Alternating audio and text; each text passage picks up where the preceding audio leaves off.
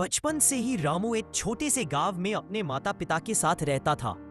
मिट्टी से बने घर, कच्ची सड़कें और हर सुबह मुर्गे की बांग के साथ शुरू होने वाली दिनचर्या, यही थी उसकी दुनिया।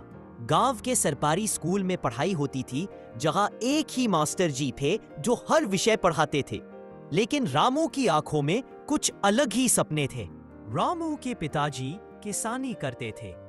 खेत में दिन भर काम करके जो भी मिलता उससे घर का खर्च चलता।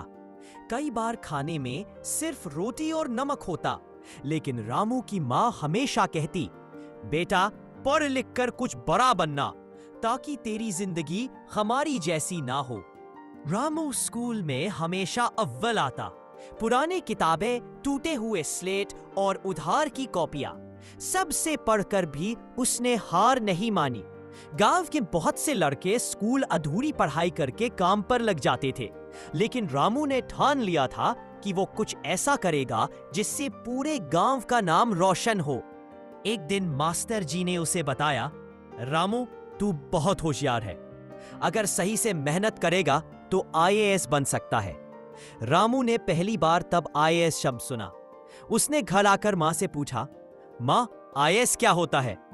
माँ को भी ठीक से नहीं पता था, लेकिन उसने मुस्कुराते हुए कहा, बेटा जो भी बहुत बड़ा अफसर बनता है वही आईएएस होता है। बस उसी दिन से रामू का सपना तय हो गया। लेकिन रास्ता आसान नहीं था। गांव में ना कोचिंग सेंटर था, ना गाइडेंस, किताबें भी मुश्किल से मिलती थी। तब उसने अपने मास्टर जी से मदद मांगी। मास्टर जी ने पुरानी किताबें दी और कहा, रामू पढ़ाई का कोई शॉर्टकट नहीं होता, हर दिन थोड़ा थोड़ा पढ़ता जा। रामू सुबह 4 बजे उठकर खेत में अपने पिताजी की मदद करता, फिर स्कूल जाता और रात को लालटेन के नीचे बैठकर पढ़ाई करता।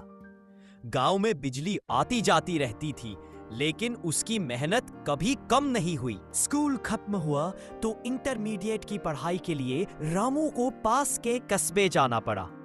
वहां रहना और पढ़ाई करना बहुत मुश्किल था, लेकिन उसने सब सह लिया। वो एक चाय की दुकान पर काम करता और जो पैसे मिलते उनसे किताबें खरीदता। दिन में कॉलेज और रात में काम। रामू की जिंदगी एक संघर्ष बन गई थी, लेकिन उसका सपना उसे थकने नहीं देता था। ग्रेजुएशन के बाद उसने सिविल सर्विसेज की तैयारी शुरू की। उसने दिल्ली जाने का सोचा, लेकिन पैसे नहीं थे। गांव वालों ने चंदा इकट्ठा किया, मास्टर जी ने अपनी पेंशन से कुछ रुपए दिए और रामू दिल्ली पहुंच गया। दिल्ली की जिंदगी बिल्कुल अलग थी, शोर, भीड़, महंगाई और प्रतियोगिता। लेकिन रामू ने खुद को नहीं खोया। उसने एक छोटे से कमरे में रहकर कोचिंग लेना शुरू किया। वहीं उसने दूसरों से सीखा कि कैसे प्रीलिम्स, मेंस और इंटरव्यू की तैयारी करनी होती है। उसने टाइम टेबल बनाया और हर दिन 10 से 12 घंटे पढ़ाई करने लगा। पहला प्रयास उसका असफल रहा। वो बहुत दुखी हुआ, सोचा गांव लौट जाऊं, लेकिन मां की आवाज कानों में गूंज गई, बेटा हार मत मानना। अगले साल फिर से तैयारी की, इस बार और भी मेहनत से। दूसरे प्रयास में प्रीलिम्स और मेंस दोनों क्लियर हो गए। अब इंटरव्यू की बारी थी। वो घबरा गया, क्योंकि पहली बार इतने बड़े अफसरों के सामने बैठना था। लेकिन उसने खुद को समझाया, मैं भी तो इसी देश का बेटा हूं।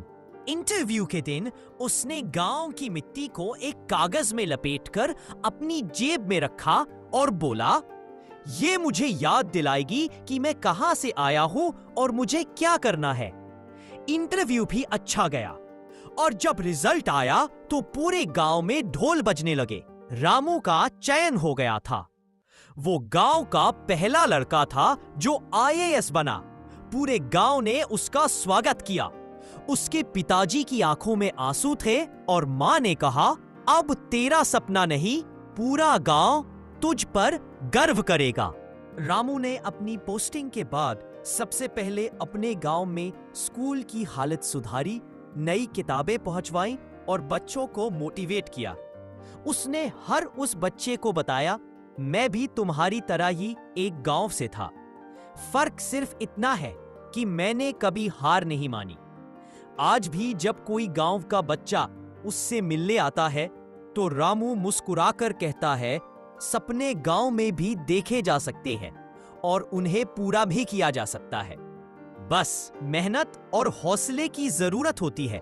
इस तरह गांव का वो सीधा सादा लड़का जो कभी टूटी स्लेट पर पढ़ता था, आज देश का एक जिम्मेदार अफसर बन चुका है। उसका सफर सिर्फ एक व्यक्ति की नहीं, बल्कि पूरे गांव की उम्मीदों की कहानी बन चुका है।